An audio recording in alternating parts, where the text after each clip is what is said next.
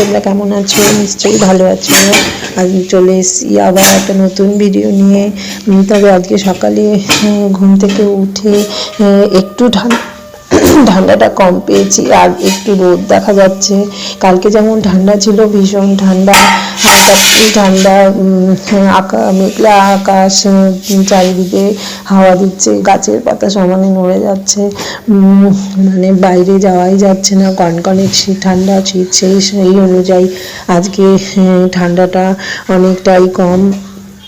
তার জন্য আমাদের সকালে ঘুম থেকে উঠে ভেবে নিলাম যে যখন একটু রোদ উঠেছে তখন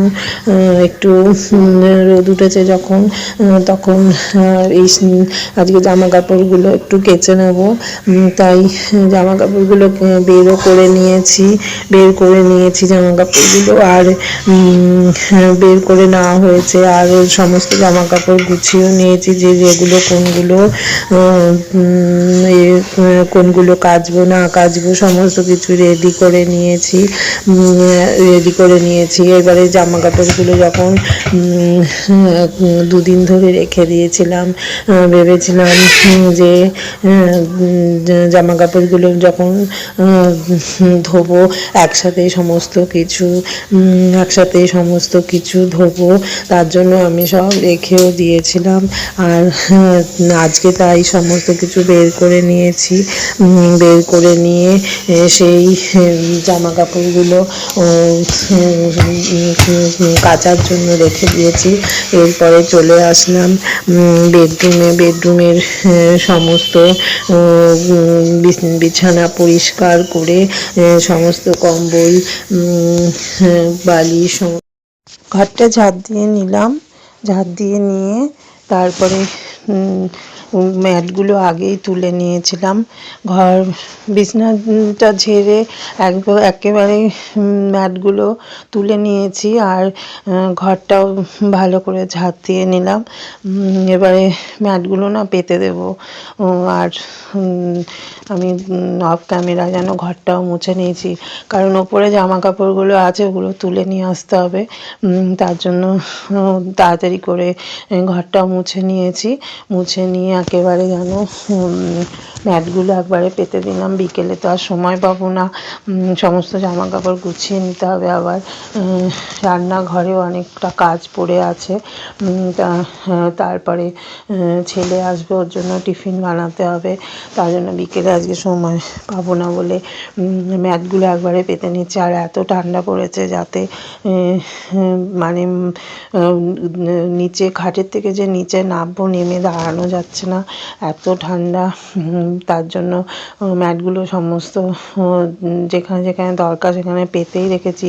আর আমি পুরো ঘরেই মনে হয় প্রায় ম্যাট পেতে রেখে দিয়েছি। আর তার জন্য ওই ম্যাটগুলোকে ভালো করে ঝেড়ে রোদ্দুরে দিয়েছিলাম, একটু রোদ্দুরে দিয়ে ঝেড়ে নিয়ে এসে তারপরে আবার ওগুলো পেতে দিচ্ছি। আর সুন্দর করে টান করে পেতে দিলে দেখবে ঘরে দাঁড়াতেও অসুবিধে হয় না। আর আমি না জুতো পরে থাকতে পারি না, অসুবিধেই হয়, তাই মোজাটা পরা থাকে এক এক সময়, কিন্তু বারবার মোজা নিচে ওপরে করতে গেলে সিঁড়িতে অনেক সময় স্লিপও কাটে। মোজাটাও পরা থাকে, জুতোটা খুবই কম পরি। আর ম্যাট থাকলে অত অসুবিধা হয় না, ঘরে মোজা ছাড়াও জুতো ছাড়াও থাকা যায়। আর আজকে অতটা ঠান্ডা নেই, জুতো ছাড়াই থাকা যাবে। আর এই জুতোতে এই খাটের সামনে রাখলে পাতে বেজে যায়, তার জন্য ম্যাট পেতে দিয়েছি। ঘরে অতটা অসুবিধা হয় না, বাইরের দিকে গেলে অবশ্য একটু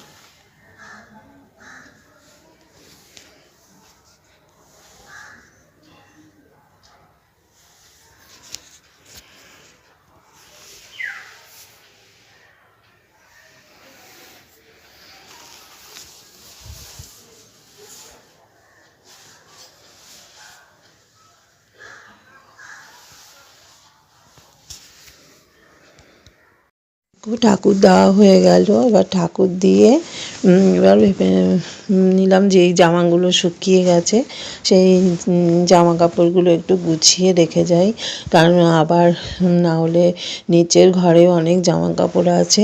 তাই এই জামা কাপড়গুলো একেবারে ভাঁজ করে তারপরে নিচে যাব। আর নিচেও যেন বিছানাতে অনেক জামা কাপড় পড়ে আছে, তুলে তুলে এনে রেখেছি। আর ঘরের মধ্যে দেখবে বিছানায় জামা কাপড় যদি পড়ে থাকে তাহলে ঘরটাকে বড্ড অগোছালো লাগে। আর যেহেতু সকালে ভালো করে টান টান করে বিছানা পরিষ্কার করে রেখেছি, কিন্তু জামা কাপড়গুলো এনে এনে রাখতে হয়েছে। আর তার জন্য আমার ভালোও লাগছে না, তাই এই জামা কাপড়গুলো ভালো করে গুছিয়ে নিয়ে গিয়ে নিচে চলে যাব। নিচে গিয়ে তারপর ওই জামা কাপড়গুলো গুছিয়ে নেব। আর বিছানা দেখবে সব সময় ঘরের মধ্যে বিছানাটাকে যদি টান টান করে না রাখা হয় তাহলে ভালোও লাগে না। বিছানা অগোছালো থাকলে তুমি যতই ঘর পরিষ্কার করো দেখবে কোনো কিছু গোছানো মনে হবে না। ঘরের সবচেয়ে সৌন্দর্য হচ্ছে বেড যদি ভালো করে পরিষ্কার টান টান থাকে তাহলেই দেখবে ঘরটাও সুন্দর লাগে, ঘরটাও মনে হয় ঝকঝক করছে। তাই আমি যেহেতু বিছানায় জামা কাপড়গুলো রেখেছি তার জন্য এই জামা কাপড়গুলো গুছিয়ে রেখে তারপর ওগুলো গুছিয়ে নেব। আর আসলে ওগুলো রেখে এসেছি কারণ ওগুলো আমি ওয়ারড্রবে তুলে দেব, তার জন্য আমি ওই জামা কাপড়গুলো নিচে রেখে এসেছি। ওখানে রেখে এসেছি একবারে ভাঁজ করে তারপরে তুলে দেব, না হলে আবার এখান থেকে আমার আবার বয়ে ভাঁজ করে বয়ে নিয়ে যেতে হবে নিচে, তার জন্য ওখানেই রেখে এসেছি। আসলে ওপর নিচ করেছি, কখন কোনটা কোথায় রেখেছি অত মাথায় নেই। আরও বড় বড় জিনিসগুলো যেগুলো ওয়ারড্রপে রাখবো সেগুলো সব নিচেই নিয়ে গেছি, নিচে নিয়ে গিয়ে রেখে দিয়েছি। আর এত জামা কাপড় পড়েছে দেখতেই পাচ্ছ, এখানেও কত জামা কাপড় পড়েছে, এগুলো গুছিয়ে নিচ্ছি। আর এখানে যখন ওপরে একেবারে ঠাকুর দিয়ে একেবারে এগুলো গুছিয়ে রেখে এখান থেকে ঘরটা একেবারে ঝাড় দিয়ে তারপরে নিচে চলে যাব। আর সকালে একেবারে ঝাড় দেওয়া হয়েছিল, তখন তো অনেক সকাল ছিল। আর তারপরেও তো বিকেলে আর এখানে ওপরে আসবো না, একেবারে সন্ধে দিতে আসবো, তার জন্য ভাবছি একেবারে ঘরটা ঝাড় দিয়ে পরিষ্কার করে তারপরে নিচে যাব। আর নিচে গিয়ে জামা কাপড়গুলো তুলে ভালো করে ভাঁজ করে নেব। আর এত আবার দুদিন রোদ উঠবে না মেঘলা দেবে সেটা তো জানি না, যদি মেঘলা দেয় তাহলে তো আর কাচাকাচি করা যাবে না, তার জন্য আজকে এত রোদ দিয়েছে, তাহলে অনেক কাজই বাদ দিয়ে আমি আগে কাচা ধোয়াটা করে নিয়েছি। আর ছেলের খেলার জামা কাপড় বেশি থাকে, জামা প্যান্টগুলো বেশি থাকে, তো তাহলে সেগুলো কেচে ধুয়ে নিতে হয়, মেঘলা থাকলে তো আর শুকোবে না। আর ওর জামা কাপড়গুলো এত নোংরা হয়, মাটি মাখা থাকে, মাঠে খেলার জামা কাপড়, ওখানে খেলাতে প্যান্টে বল ঘষছে, নিচেতে বসে আছে, এগুলো অনেক নোংরা হয়ে যায়, সেগুলো ঘরেও রাখা যায় না।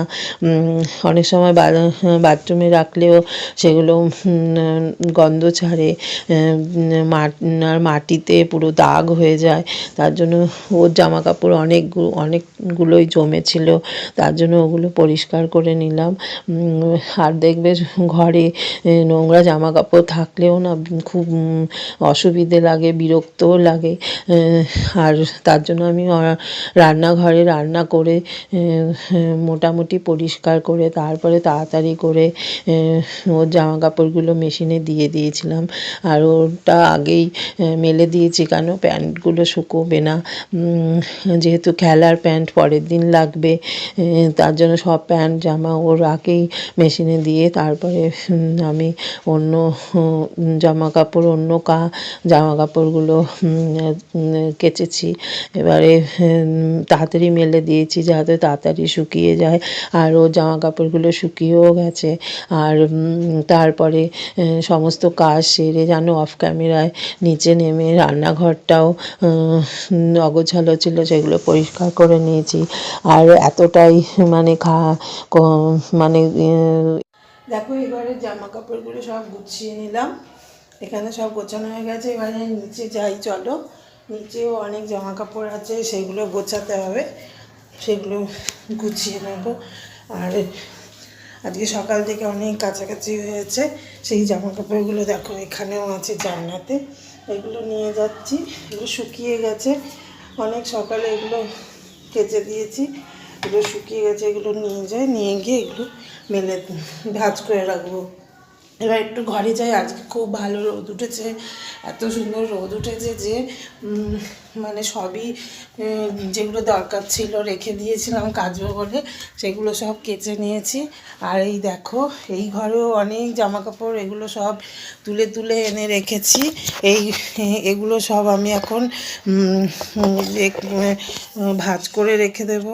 আজকে তো অন্য কিছু কাজ বেশি হয়নি, আজকে শুধু এই জামা কাপড় নিয়ে সমস্ত সকাল থেকে জামা কাপড় কেচে যাচ্ছি, মেলে যাচ্ছি, ধুয়ে যাচ্ছি, এই করে যাচ্ছি।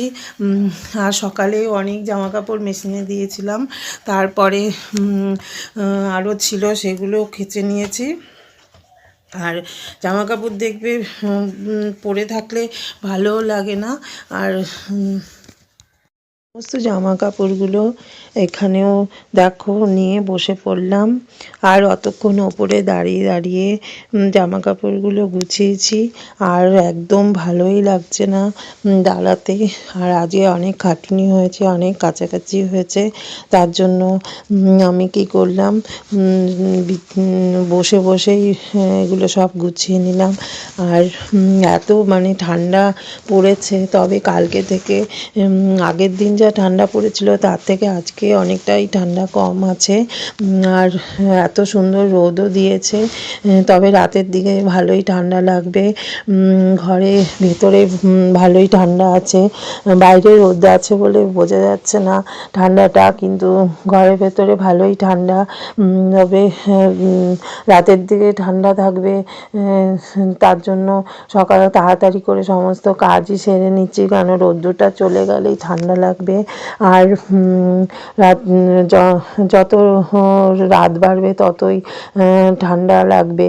আর কাল যেমন কনকনে ঠান্ডা হাওয়া ছিল, আজকে ততটা কনকনে হাওয়া নেই, তবে অল্প ঠান্ডা হাওয়া আছে। কালকে যেমন গাছের পাতাগুলো এত নড়ছিল, এত হাওয়া দিচ্ছিল, বাইরে তো আমি বেরোতেই পারিনি, ঘরেই ছিলাম। বাইরে একটু গাছে জল দিতে বেরিয়েছিলাম, তখন এত ঠান্ডা লাগছিল, কোনো মতে গাছে জল দিয়ে ঘরে চলে গেছি। আজকে কিন্তু সেই দিক থেকে অনেকটাই কম আছে ঠান্ডা, তবে আস্তে আস্তে ঠান্ডাটা একটু কমবে। যতই মানে ঠান্ডা, অনেকেই বলে যে ঠান্ডা ভালো লাগে, কিন্তু এতটা ঠান্ডা ভালো লাগে না। এবারে অনেক বছর পর এত ঠান্ডা পড়েছে, তার জন্য আমাদের খুবই অসুবিধে হচ্ছে। বয়স্ক মানুষদেরও দেখবে ঠান্ডাতে খুবই অসুবিধে হয়, বাচ্চাদেরও খুব অসুবিধে হয়। তার জন্য মানে ঠান্ডা পড়বে, কিন্তু অত বেশি ঠান্ডা থাকলে খুবই সবার অসুবিধে হয়। আর ঠান্ডার সময় দেখবে একটু তাড়াতাড়ি কাজকর্ম সেরে নিলেই ভালো, বেলা হলে রোদ থাকে না, তখন ঠান্ডা বেশি লাগে, আর বেলা হলে কাজকর্ম করতেও ইচ্ছে করে না। কথা বলতে বলতে দেখলে কত জামা কাপড় গুছিয়েও নিলাম।